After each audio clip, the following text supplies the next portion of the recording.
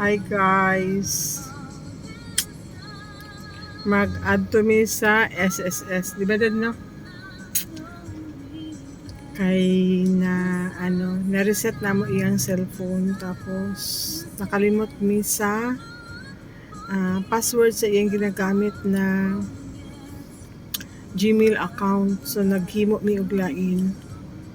Tapos amo ang i-inform ang SSS para lahat ng mga communication ma-receive pa rin niya. So, let's go guys. Mag-add to ta sa SSS. Actually, may dalawa kaming SSS dito.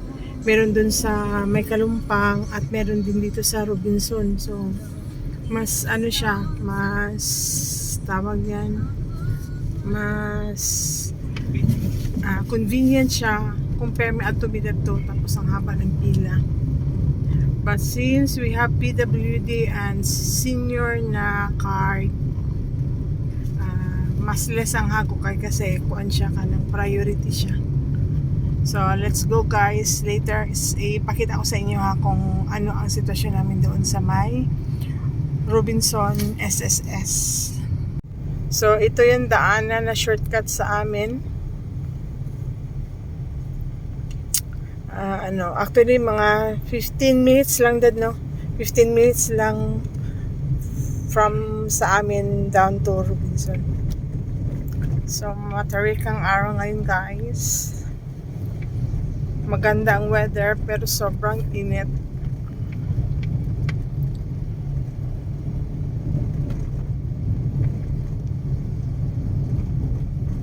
This is Sarangani Homes. Dati kami nakatira dito.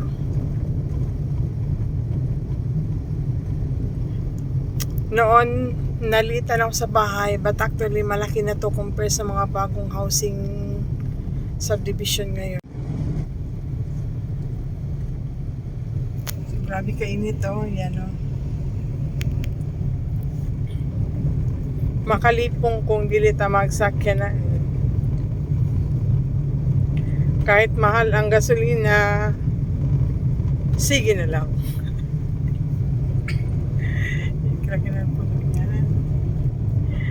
Okay guys, itour muna ko kayo sa aming sa aming area.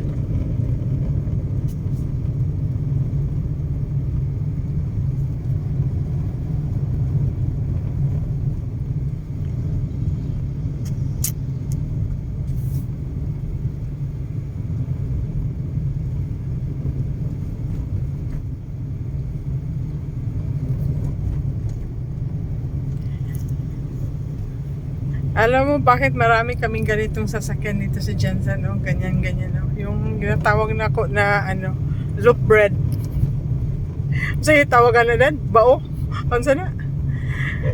Alam niyo guys, kaya marami dito, hindi mo masisisi yung mga tao na bibili mga ganyang surplus sa sasakyan. Kasi, mahirap dito sa Jansan ang transportation.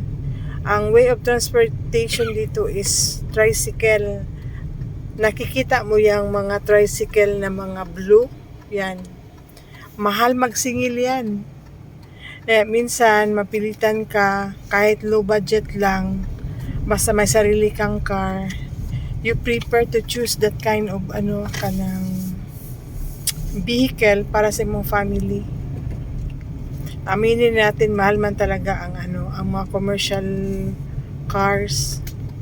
Kaya yung may ibang tao, kahit alam nila na pagdating ng panahon, mabilis lang yan masira ba.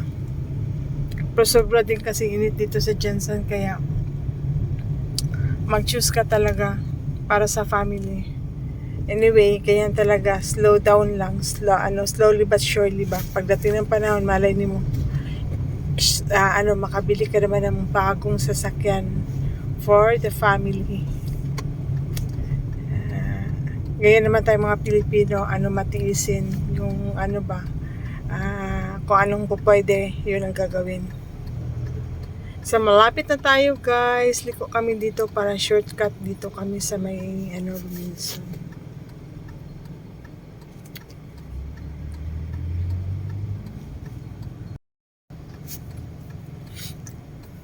Makati ang ilong ko. Ibig sabihin may pera, charing. Ito guys, time update is 9:45 AM. Kaya kasi ang alam ko is nag-shorten ang time ng mall. I mean, parang late na sila mag-open. So, ang SM is 11 AM. Dati kasi is 10 AM. So, ngayon is 11. I don't know, there is a Robinson. I hope na maaga kasi 9:45 pa baya. Tapos, kung 11 na, matagal ang antay natin sa labas, mainit.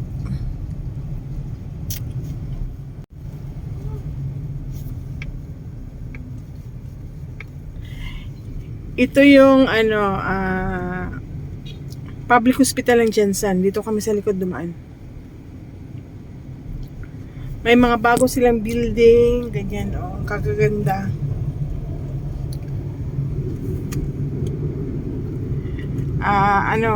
More than 20, almost 30 years na ako nandito sa Jensen mga guys, pero puriyabiyag po kasulod ya.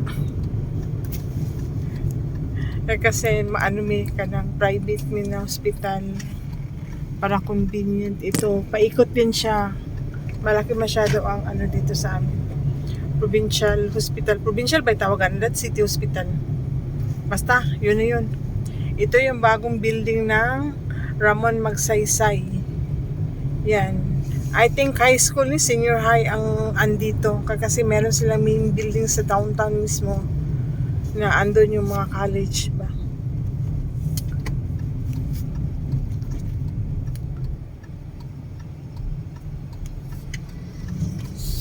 So, ito ang shortcut na wala masyadong tao. Yan. Yan, school yan. Yan.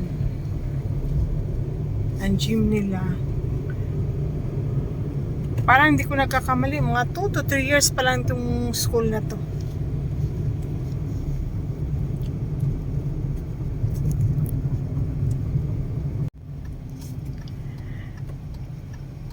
Ito na yung last na Eskinita may tawagan road kalye para pa ato na kuan ka ng Robinson. Yan, 'di ba? Malinaw ang weather. I mean, walang sunny day talaga. Isang traffic light na lang tapos Robinson na.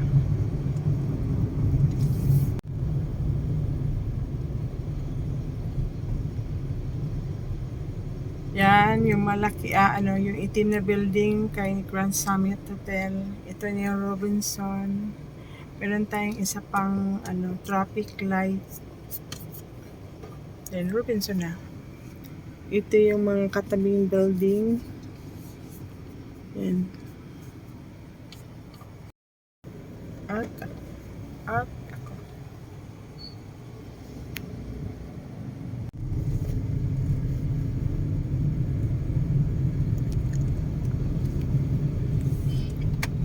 Uy, gosh.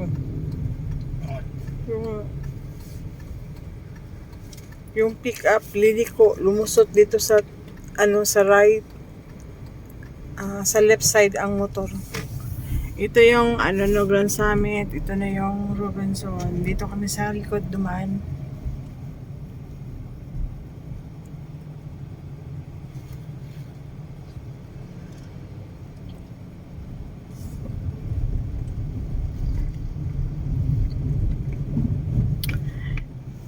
Maganda din tong strategy ng Summit to, meron silang solar.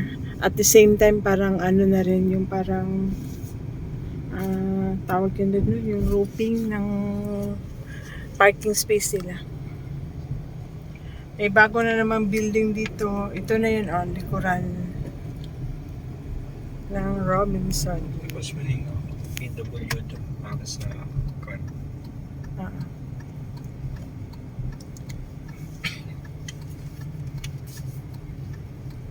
Sa Chutang! Andito na. Diba maaga pa. Wala pa nga tao masyado.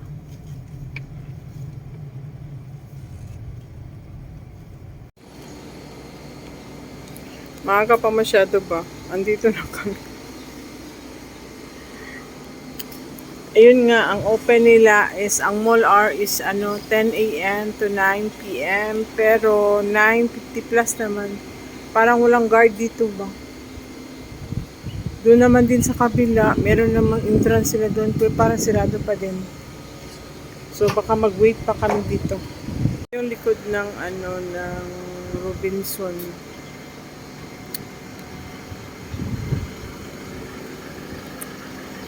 Wala pa talagang tao. Hindi pa. Paunti-unti na dumarating yung mga sasakyan. Pero wala pa, hindi pa open ang mall. Buy mo na kami tayo. Tatlo lang, no?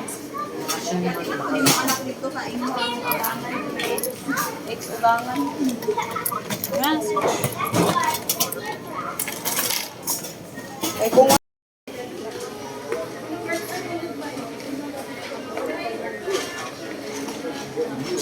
I'm already want to transfer money.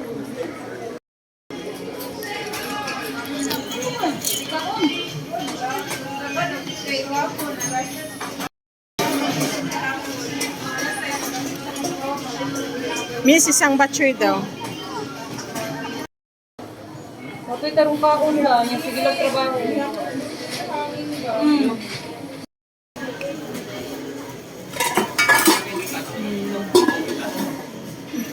Kaya sa tagawalay.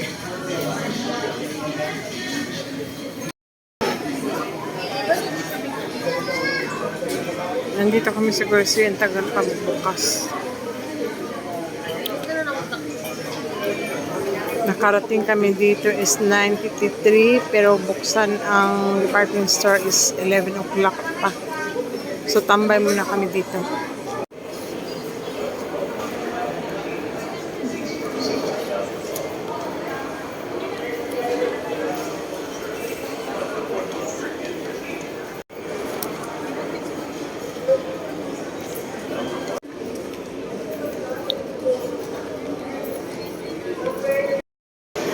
So, ayun guys, andito kami sa may social dito sa Robinson. Tapos, yun nga, pipila pa kami pipila pa kami kasi maraming tao dito. Pero ang sadya talaga namin dito is papalitan lang ng Gmail account yung kanyang SSS niya para may mga updates papasok pa rin dun sa email niya. Pero ganito pa rin ka, hirap papunta dito kasi pipila ka ng mahaba. Dito kami pupunta. Ito yung pipilahan, maraming tao. Kaya kailangan mo talaga agahan kung pupunta ka dito sa SSS. But ito na yung pinaka-convenient na pupuntahan mo compare dun sa kabila, dun sa main nila. Ito kasi nandito lang sa Robinson.